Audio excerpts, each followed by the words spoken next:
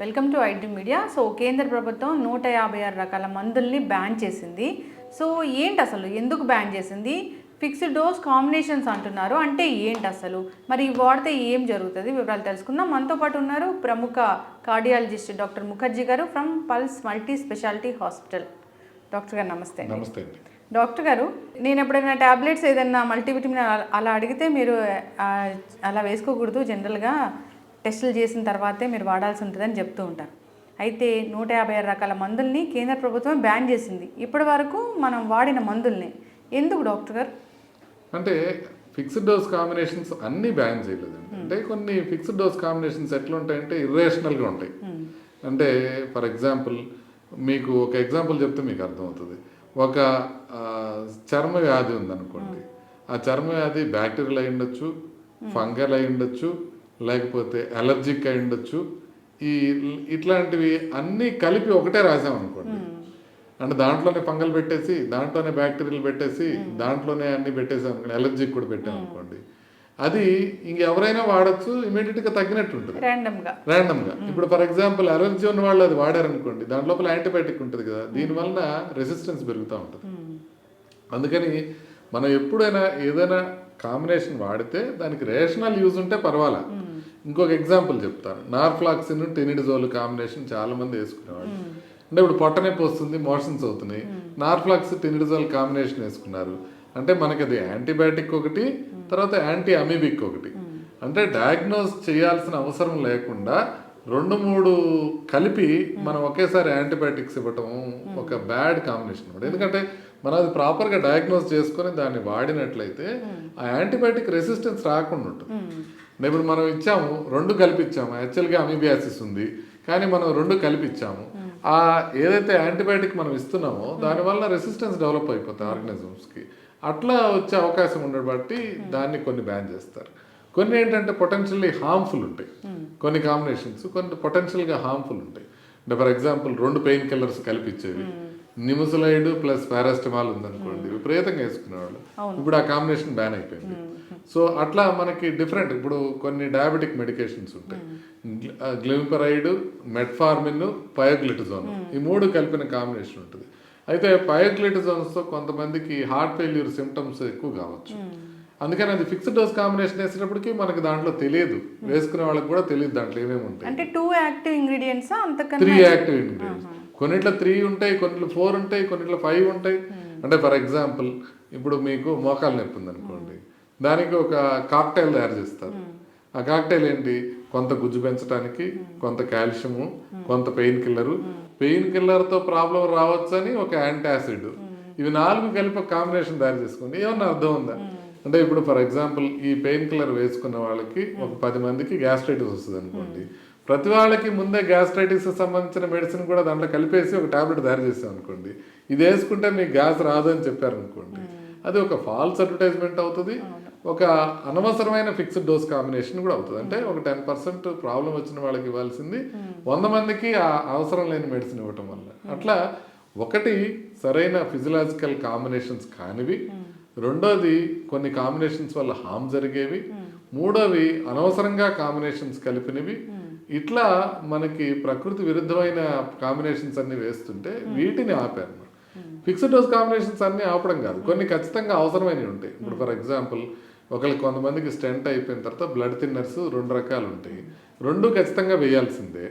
So అలాంటప్పుడు 2 వేయకుండా 2 కలిపి ఒకటే ఇస్తే వాళ్ళకి టాబ్లెట్స్ తగ్గుతాయి, టాబ్లెట్స్ నెంబర్ తగ్గుతాయి. కొంతమందికి కొలెస్ట్రాల్కి సంబంధించిన టాబ్లెట్, బ్లడ్ థిన్నర్స్ కలిపి ఉంటాయి, అవి కలిపి వేసినప్పుడు వాళ్ళు 2 వేసుకోకుండా టాబ్లెట్ ఒకటే వేసుకునే అవకాశం ఉంటుంది.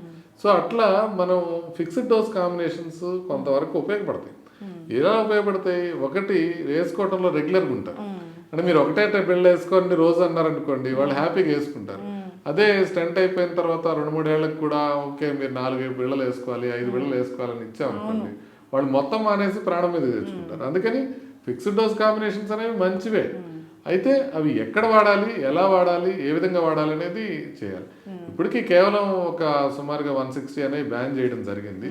ఇంకా చాలా ఇర్రేషనల్ కాంబినేషన్స్ ఉన్నాయి, నెమ్మదిగా వాటి మీద కూడా దృష్టి పెట్టి కొంత బ్యాన్ చేసే అవకాశం ఉంది.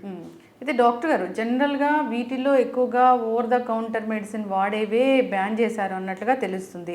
అంటే దానివల్ల మీరు ఇందాక అన్నట్లు యాంటీబయాటిక్ రెసిస్టెన్స్ వస్తుందని మాకు తెలియకుండా జనరల్గా యాంటీబయాటిక్స్ కూడా వేసుకుంటూ ఉంటాము. సో మీ పెయిన్ కిల్లర్ దాంట్లోనే యాంటీబయాటిక్ కూడా ఉంటుంది. సో రెసిస్టెన్స్ వస్తుందంటే అక్కడే అనుకోవచ్చు. So over the counter medicine ఈ విధంగా అయితే అసలు మంచిది కాదు. అవునండి. ఇప్పుడు మీరు ఇంకో కాంబినేషన్ చెప్తాను, మనం బ్యాన్ చేసిన దాంట్లో అమాక్సిసిలిన్, డైక్లాక్సాసిలిన్ ప్లస్ లాక్టోబాసిల్లస్. ఈ కాంబినేషన్ ఏంటో తెలుసు. ఒకటి అమాక్సిలిన్తో పాటు డైక్లాక్సాసిలిన్ అని ఇంకొక యాంటీబయాటిక్.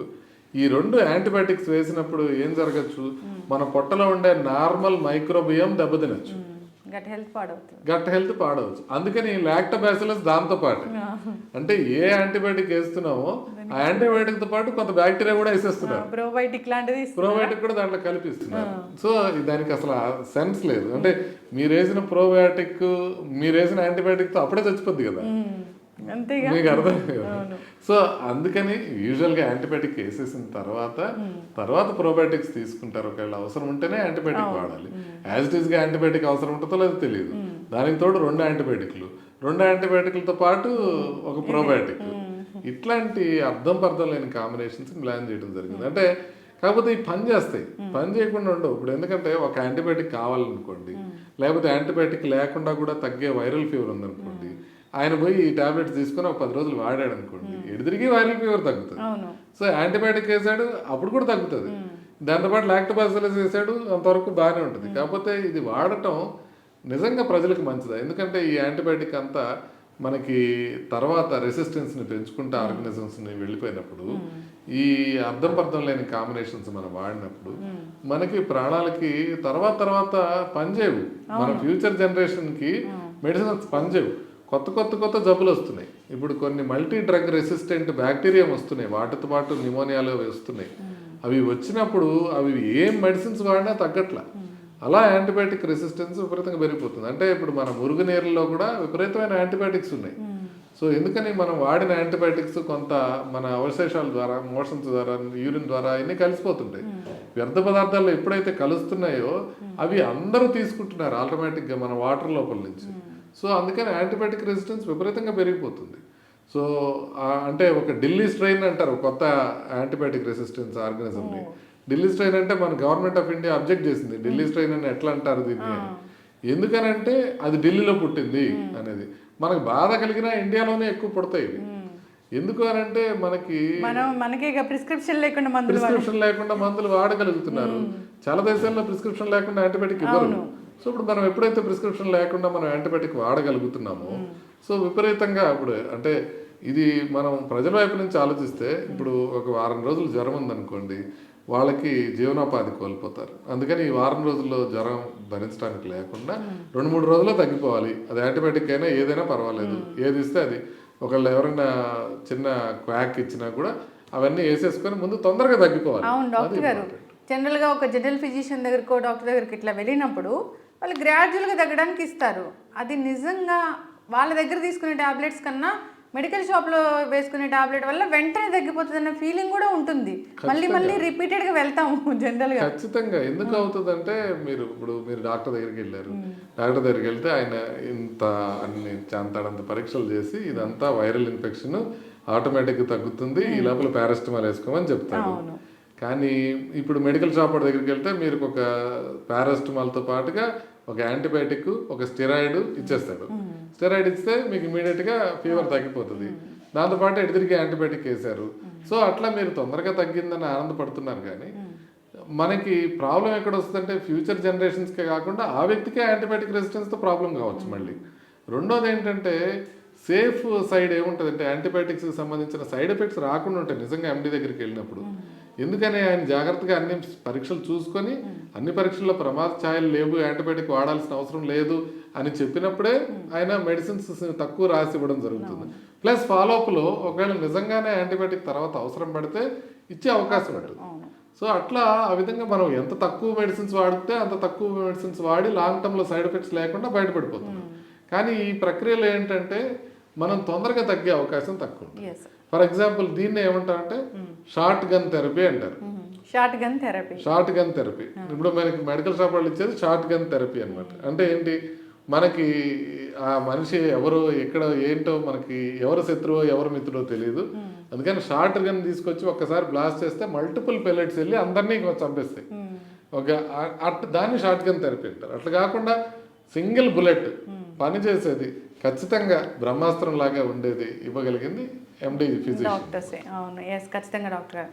అయితే ఓకే, అంతా బాగానే ఉంది, క్లినికల్ ట్రయల్స్ జరుగుతాయి, అన్ని రకాలుగా అన్ని టెస్టులు పాస్ అయ్యాకే ఒక ట్యాబ్లెట్ అనేది జనాల్లోకి వస్తుంది. మరి అలాంటి ట్యాబ్లెట్స్ని ఇప్పుడు ఎందుకు, అంటే డికేట్స్గా జరుగుతూనే ఉంది, ఇది ఈరోజు కొత్తదేం కాదు, అంటే వాడిన తర్వాత కొన్నాళ్ళకి ఎందుకు బ్యాన్ చేస్తారు? అంటే దీన్ని రెండు రకాలుగా చూడాలి. ఒకటి, పోస్ట్ మార్కెటింగ్ స్టడీస్లో మనకు కొన్ని సైడ్ ఎఫెక్ట్స్ తెలియచ్చు. చాలాసార్లు ఇప్పుడు నిమ్స్లైడ్ అనే మెడిసిన్ మనం ఇందాక మాట్లాడుకున్నాం. నిమ్స్లైడ్ అనే మెడిసిన్ బాగా నొప్పులు బాగా తగ్గేది. ఇప్పుడున్న డైక్లోఫెనాక్ వీటికన్నా కూడా నిమ్స్లైడ్తో బాగా ఎఫెక్ట్ వచ్చేది. ఇప్పుడు దాకా కూడా చాలా మంది ఏమైనా దొంగతనంగా దొరుకుతుందేమో నిమ్స్లైడ్ అని చూసేవాళ్ళు ఉన్నారు. నిమ్స్లైడ్తో ప్రాబ్లం ఏంటంటే అది మార్కెట్ చేసిన తర్వాత నెమ్మదిగా దాని సైడ్ ఎఫెక్ట్స్ ఎక్కువ తెలుసుకుంటూ వచ్చారు. అప్పుడు తెలిసింది, అందుకని అది బ్యాన్ చేసేసారు. అట్లా మనకు బ్యాన్ చేశారు. అట్లా చాలా ఉన్నాయి. రొఫికాక్సిబ్ అనేది ఒకటి ఉండేది. రొఫికాక్సిబ్ అనేది ఇప్పుడు ఎటోరికాక్సిబ్ అని వచ్చింది దాని తర్వాత. అంతకుముందు రొఫికాక్సిబ్ అని ఉండేది. అది కూడా విపరీతంగా మార్కెట్ చేశారు. మార్కెట్లోకి వచ్చిన తర్వాత అది వాడటం వల్ల హార్ట్ ప్రాబ్లమ్స్ లేట్గా వస్తున్నాయని తెలిసింది, అందుకని విడ్రా చేసేసారు. అట్లా కొన్ని పోస్ట్ మార్కెటింగ్లో మనకి తెలిసే అవకాశం ఉంటుంది. దాన్ని మనం విడ్రా చేసుకోవచ్చు, తప్పేం లేదు. అంటే ఇప్పుడు యూనిఫామ్గా ఇది వేసిన వాళ్ళందరికీ ప్రాబ్లం వస్తుందని కాదు. ఈ రొఫికాక్సిబ్ వేసిన వాళ్ళల్లో లెటర్సే 1,00,000 మందికి వేస్తే 2-3 ముగ్గురికో హార్ట్ ప్రాబ్లమ్స్ వస్తున్నాయి అనుకోండి. అయినా నొప్పి కోసం వేసిన టాబ్లెట్స్లో 1,00,000 మందిలో 2 వచ్చినా కూడా మనం దాన్ని బ్యాన్ చేయాల్సిన అవసరం ఉంది కాబట్టి బ్యాన్ చేశారు. సో అందుకని బ్యాన్ చేయటమే తప్ప ఇదేదో అంతకుముందు ఏదో అద్భుతమైన ఔషధం ఆ తర్వాత కంప్లీట్గా ఇది ప్రమాదకరం జరిగింది అనే దాన్ని బట్టి చేయాలి. అట్లా జరిగింది ఇంతకుముందు పాత కాలంలో థాలిడమైడ్ అనేది ఒకటి జరిగింది, అది వేరు. సో ఇట్లా మనం రొఫికాక్సిబ్ అనే మెడిసిన్ ఇట్లా విత్డ్రా చేశారు. అట్లా విత్డ్రా చేయడం ఒకటి. బట్ ఇప్పుడు విత్డ్రా చేసింది అట్లా కాదు. ఈ కాంబినేషన్స్ అన్ని ఇండిపెండెంట్గా ఇవ్వగలిగినవే. ఇప్పుడు మనం చెప్పిన అమాక్సిలిన్ ఉంది, అమాక్సిలిన్ స్టిల్ అవైలబుల్. డైక్లాక్సిలిన్ ఉంది, క్లాక్సిలిన్ స్టిల్ అవైలబుల్. లాక్టోబాసిలస్ ఉంది, అది కూడా స్టిల్ అవైలబుల్. కానీ అర్థం పర్థం లేని కాంబినేషన్స్ ని బ్యాన్ చేశారు. అంతేగాని సింగిల్ మాలిక్యూల్ ఏది బ్యాన్ చేయాలి. ఈ 160 వాటిలో కూడా ఒక్క రకమైన మెడిసిన్ ఉండదు. అంటే మెడిసిన్ బ్యాన్ చేయాలి, కాంబినేషన్ బ్యాన్ చేయాలి. అయితే డాక్టర్ గారు, జనరల్గానే మనం ఒకప్పుడు వినేవాళ్ళం పెన్సిలిన్ అనేది ఉండేది. అది వేస్తే అసలు ఎంత జబ్బైనా తగ్గిపోయేది, ఎలాంటి ఇష్యూ అయినా ఇన్ఫెక్షన్ అయినా అని. అది ఉందా అండి, బ్యాన్ చేశారా? పెన్సిలిన్ ఉందమ్మా, పెన్సిలిన్ ఏం బ్యాన్ చేయలేదు. ఇంకా కార్డియాలజిస్టులమే ఇస్తుంటాం పెన్సిలిన్. అంటే కొన్ని రొమటాలిక్ డిసీజెస్కి అంటే పెన్సిలిన్ కన్నా బెటర్ యాంటీబయాటిక్స్ వచ్చేసినాయి. అదే పేరుతో ఉంటుందా? పెన్సిలిన్ అనేది దొరుకుతుంది. దాంట్లో బెంజథిన్ పెన్సిలిన్ అని టాబ్లెట్స్ కూడా దొరుకుతాయి. పెన్సిలిన్ బి అనే టాబ్లెట్స్ దొరుకుతాయి. అట్లా బెంజథిన్ పెన్సిలిన్ అంటే లాంగ్ యాక్టింగ్ పెన్సిలిన్ అన్నమాట. పెన్సిలిన్ ఇప్పుడు కూడా అవైలబుల్ ఉంటుంది. కాకపోతే తెల్ల ఇంజెక్షన్ వేయించుకునేవాళ్ళు చిన్న. సో కాకపోతే పెన్సిలిన్ ఎందుకు తగ్గిపోయింది యూసేజ్లో అంటే పెన్సిలిన్ని విరివిగా వాడటం వలన కొంత రెసిస్టెన్స్ వచ్చేసినాయి. కొంతవరకు పెన్సిలిన్ వాడినా కూడా తగ్గనే వచ్చినాయి. అది నెంబర్ 1. నెంబర్ 2 కారణం ఏంటంటే పెన్సిలిన్లు ఒక 1000 మందిలో ఒకరికి ఎలర్జిక్ రియాక్షన్ రావచ్చు. టెస్ట్ చేసి ఇచ్చినా కూడా ప్రాబ్లమ్స్ రావచ్చు. టెస్ట్ ఇంజెక్షన్కే ప్రాబ్లం రావచ్చు. ఇప్పుడు మేము చెప్పిన కార్డియాక్ పేషెంట్స్కి 3 వారాలకు ఒకసారి ఆ పెన్సిలిన్ ఇంజెక్షన్ ఇస్తూ ఉంటాం. వీళ్ళు ఏం చేస్తారంటే ఒక 10 ఏళ్ళు తీసుకున్న తర్వాత ఇంజెక్షన్ ఇంకా మనకు పడుతుంది కదా 10 ఏళ్ళు అని చెప్పి 11వ సంవత్సరం టెస్ట్ తీసుకోకుండా ఇచ్చినప్పుడు ప్రాబ్లం వచ్చి చనిపోయిన వాళ్ళు ఉన్నారు. పెన్సిలిన్ ఇంజెక్షన్తో రియాక్షన్ వస్తే అంత తీవ్రంగా రియాక్షన్ వస్తుంది. అది సెకండ్ రీజన్ బ్యాన్ కావడానికి. 3వ రీజన్ ఏంటంటే బెటర్ మెడిసిన్స్ కూడా అవైలబుల్ ఉన్నాయి. ఇప్పుడు వచ్చిన వాటిలో పెన్సిలిన్స్లో కొత్త పెన్సిలిన్స్, ఈ అమాక్సిలిన్ అనేది పెన్సిలిన్లోనే ఒక టైప్ అన్నమాట. యాంపిసిలిన్, అమాక్సిలిన్ ఇట్లా రావడంతో పాటుగా సెఫ్లోస్పోరిన్స్ అని వచ్చినాయి పెన్సిలిన్స్ తర్వాత.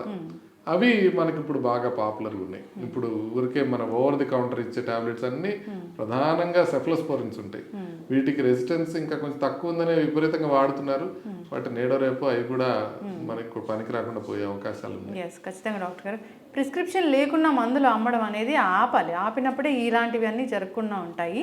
అయితే డాక్టర్ గారు, సో మల్టీవిటమిన్ టాబ్లెట్స్ జనరల్గా కొంచెం నీరసంగా ఉన్న అట్లా ఉన్న 1 నెల పాటు వేసుకుందాంలే అని వాడుతూ ఉంటారు. అవి కూడా బ్యాన్ చేశారు కదా, ఈ లిస్ట్ లో ఉన్నాయి కదా. అన్ని మల్టీవిటమిన్స్ కాదు, కొన్ని రకాలవే బ్యాన్ చేశారు. మల్టీవిటమిన్స్ అన్ని బ్యాన్ చేయరు, అవి ఒక ఇదిగా ఉండిపోయినాయి.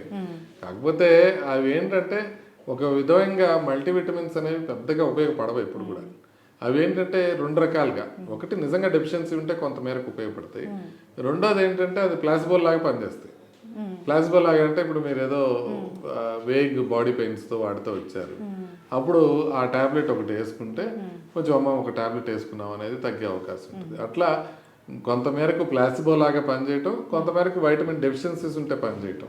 అలానే మల్టీవైటమిన్స్ అన్ని బ్యాన్ చేయలేదు, ఇప్పుడు కూడా మన ఈ జింకోబిట్లు, సర్బెక్స్టీలు అవన్నీ అవైలబుల్ ఉన్నాయి ఇప్పుడు కూడా, అవన్నీ బ్యాన్ చేయలేదు. అంటే ఏదైనా మనం ఇప్పటి వరకు వాడిని తెలిసిన టాబ్లెట్స్ ఇవి బ్యాన్ చేశారంటే ఇంతకుముందు మీరు చెప్పినవి కాకుండా ఇంకేమైనా ఉన్నాయా డాక్టర్ గారు ఆ లిస్ట్లో?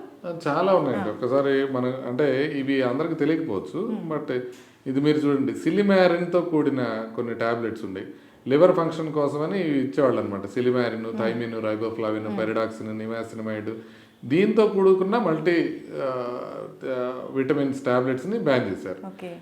ఇట్లాగే కొన్ని లివర్ కోసమే ఎస్టడినల్ మిథినిన్ అని, అర్సోడియాక్సికోలిక్ యాసిడ్ అని, అర్సోడియాక్సికోలిక్ యాసిడ్ని కలిపి మిగతా మల్టీవిటమిన్స్ ఉన్నాయి బ్యాన్ చేశారు. దాంతోపాటుగా సైప్రోహెప్టిడిన్ అని ఉంటుంది, అది ఆకలి కోసం ఇచ్చే మెడిసిన్. ఆకలితో పాటుగా దాంతోపాటు సైప్రోహెప్టిడిన్ కలిపి కొన్ని బి కాంప్లెక్స్ వైటమిన్స్ కలిపి కొన్ని ఉన్నాయి టాబ్లెట్లు, అవి బ్యాన్ చేశారు. అట్లా కొన్ని పర్టికులర్ థింగ్స్ని తీసుకొని బ్యాన్ చేసుకుంటూ వెళ్ళారు. కొన్ని ఏమో ఈ డైజెస్టివ్ ఎంజైమ్స్ ఉంటాయి, అమైలైజు, ప్రోటీయేజు, గ్లూకమైలైజు, పెక్టినేజు, ఇవన్నీ కలిపి వాటితో పాటుగా కొన్ని వైటమిన్స్ యాడ్ చేసి ఇచ్చినవి, అవి కొంతవరకు బ్యాన్ చేశారు. ఇంకోటి సుక్రాల్ఫేట్ ప్లస్ ఎసక్లోఫెనాక్ కాంబినేషన్స్ ఉంటాయి, అంటే పెయిన్ కిల్లర్ దాంతోపాటు గ్యాస్, అట్లాంటివి బ్యాన్ చేశారు. సో ఇట్లా మనకి చాలా రకాలు బ్యాన్ చేసుకుంటూ వచ్చారు. బట్ ఏదో పారాసిటమాల్ ప్లస్ ఇంకేదో అన్నారు కదా డాక్టర్ గారు, పారాసిటమాల్, నిమిసలైడ్ బ్యాన్ చేశారు. పారాసిటమాల్, నిమిసలైడ్ బ్యాన్ చేశారు. ఇట్లా ఇంకా కొన్ని పారాసిటమాల్ కాంబినేషన్స్ కూడా కొన్ని బ్యాన్ చేశారు. అంటే జస్ట్ ఈ కాంబినేషన్ అర్థం లేని కాంబినేషన్స్ ఉంటేనే బ్యాన్ చేశారు. దీంట్లో ఇంక మళ్ళీ ఇక వీళ్ళకి తెలిసే అవకాశం తక్కువ లేండి, ఇప్పుడు మళ్ళీ అవి అవైలబుల్ ఉండవు. కాబట్టి కాకపోతే ఆల్రెడీ ఓవర్ ది కౌంటర్ తీసుకునే వాళ్ళు బాగా మిస్ అయ్యే టాబ్లెట్లు ఏం లేవు, అవన్నీ అవైలబుల్ ఉంటాయి. ఇవి రేర్ కాంబినేషన్స్. ఖచ్చితంగా డాక్టర్ గారు చాలా చక్కటి ఇన్ఫర్మేషన్ అండి. 156 టాబ్లెట్స్ని బ్యాన్ చేసిందంటే భయపడిపోతున్నారు, అంటే మేము ఇన్ని రోజులు వాడాము మాకేమైనా అయిపోతుందని. మీరు చెప్పినట్లుగా ఏంటంటే 100లో ఇద్దరికో ఒకళ్ళకో ఏదైనా జరిగే ప్రమాదం ఉంది, దానివల్ల సైడ్ ఎఫెక్ట్స్ వచ్చే ప్రమాదం ఉంది, దాన్ని బట్టి బ్యాన్ చేస్తారని చాలా క్లియర్గా చెప్పారు. చాలా చక్కటి ఇన్ఫర్మేషన్ అండి, ధన్యవాదాలు. నమస్తే.